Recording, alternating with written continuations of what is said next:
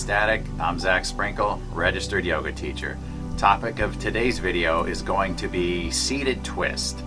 I had a student come up to me after class recently and explain to me how she never quite feels like she's in seated twist or that it's even effective. So she wanted to know some pointers that she can put to use in her practice. So we'll get into that. We'll also get into some different variations you can work and some ways to kind of pinpoint what might be limiting you into getting into your deep seated twist. Let's get started. Let's start off with our seated twist. Now in my particular flow that I teach, we're always going to be dropping down into seated twist from a one-legged exercise. So hypothetically, let's say we're in Warrior 3 coming down. We're in our right side Warrior 3. We're going to gently bring the left knee down next to the right foot. Come down to the ground. We place the right hand behind the sacrum. We don't want to put it behind our right glute. We want to go behind the sacrum to load the twist. We inhale, reach the left arm up. We want to lengthen the spine up. We want to push into the right hand. The right hand is not a kickstand back here. We're supporting ourselves, lifting up as high as we can, taking a big inhale. On the exhale, we twist to the right, hooking the left elbow outside the right knee. Rather than twisting directly to the right, when we anchor the left elbow on the right knee, we want to push up and to the right, keeping the length in the spine. Now we'll do it on the left side.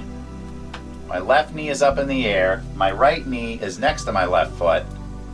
Place my left hand behind my sacrum. Right arm reaches up. Big inhale.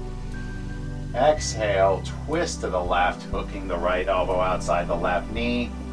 Pushing down. Twisting up into the left. Using my left arm as a column rather than a kickstand. I want strong support in the left hand, pressing into the floor. So let's say you're having difficulty once you get into your seated twist. We're in the right side seated twist. Right knee is up in the air. Left knee is next to the right foot. Say you're just too bound up and you're kind of stuck here. One option we always have is you can simply unhook the foot, bring the left knee inside the right foot, place your hand behind your sacrum. This will take a lot of the tension off of your TFL and your gluteus medius, and it'll allow you to concentrate more on the spinal twist. You won't get as much benefit as loosening up at the hips. However, we can still concentrate on the spinal twist, making it effective. Again, let's talk about being stuck in the position. We're ready to go into our seated twist, but we're just too tight and we're kind of stuck here. Placing the hand behind the sacrum and twisting is just kind of too much for us to handle. We can always walk the hand out a little further. Again, this will take more tension off of the hips. And just simply recline back a bit. Again, we want to use this right arm, not as a kickstand. It's a strong column. We're pushing into the floor, lifting. This is still going to help us twist at the spine, keeping tension off the hips, allowing it to be effective as far as a spinal exercise. Let's hypothetically say all else fails with those two variations I just showed you. You're having a bad day. Maybe you're working too hard. Maybe you're not moving enough. You got some injuries. We can always take it to our backs for a reclining belly twist. Lay down on your back. On the right side, we pull the right knee into the chest, shift the hips to the right, take a big inhale. On the exhale, take the right knee over the body to the left, belly twist. Keep the right shoulder anchored to the floor, right arm reaches right, look to the right. This will maintain length in the spine as we twist. Now another exercise we can do that'll help deepen into our seated twist is we can do a reclining belly twist with a straight leg. What a straight leg is going to do, it's going to prevent us from twisting at the spine so much. However, it's going to put tension on our IT band and our TFL, loosening out the abductor muscle group, allowing us to eventually deepen into the twist. We lay down on our backs. It's exactly the same as our reclining belly twist, just simply with a straight leg. Take a big inhale, keep the right shoulder grounded. Take the right leg over to the left, keep the leg straight.